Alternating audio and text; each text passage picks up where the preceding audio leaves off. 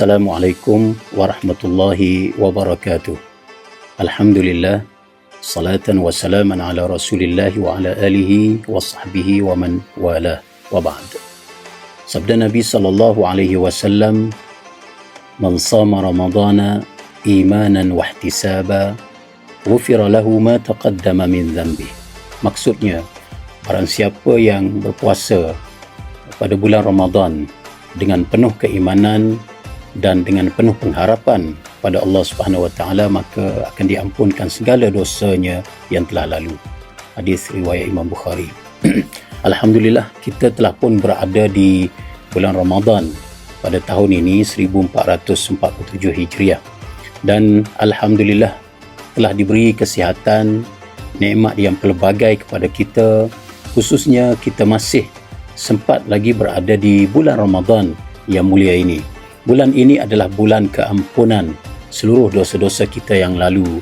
Jadi saya menyeru diri saya sendiri dan seluruh hadirin hadirat penonton sekalian supaya kita sama-sama mengambil peluang promosi hebat di bulan Ramadan pada tahun ini, agar kita keluar nanti di bulan Ramadan pada Syawal nanti kita bersih, suci 100% daripada segala dosa dan noda yang telah dilakukan oleh kita.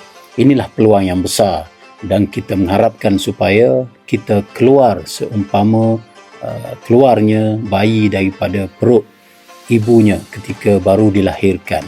Tidak ada segala dosa dan tidak ada segala apa-apa kesalahan. Sebagaimana hadis yang diriwayatkan oleh Imam Ibn Majah, "Man samahu wa qamahu imanan wa ihtisaba, kharaja min dhunubihi kayaumin waladathu ummuh."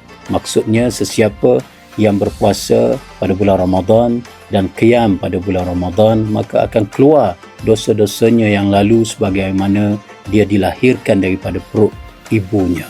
Ini bermakna bahawa suatu keampunan yang tidak dijumpai pada bulan-bulan yang lain mestilah diperolehi dan mestilah direbut peluang keemasan ini oleh seluruh umat Islam. Khususnya saya menyeru seluruh umat Islam sama-sama kita bermaafan di bulan ini supaya tidak tinggal apa-apa kesalahan di antara satu sama lain, dan jangan tunggu Syawal ataupun hari raya Aidilfitri untuk kita memulakan kemaafan di antara satu sama lain. Tetapi sekarang bermula daripada Ramadan, awal Ramadan, kita saling bermaafan di antara satu sama lain, dan kita saling membantu di antara satu sama lain bagi mereka yang susah.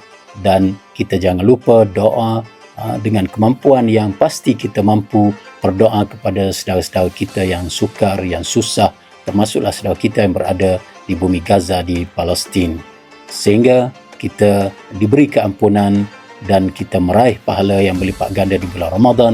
Wassalamualaikum warahmatullahi wabarakatuh.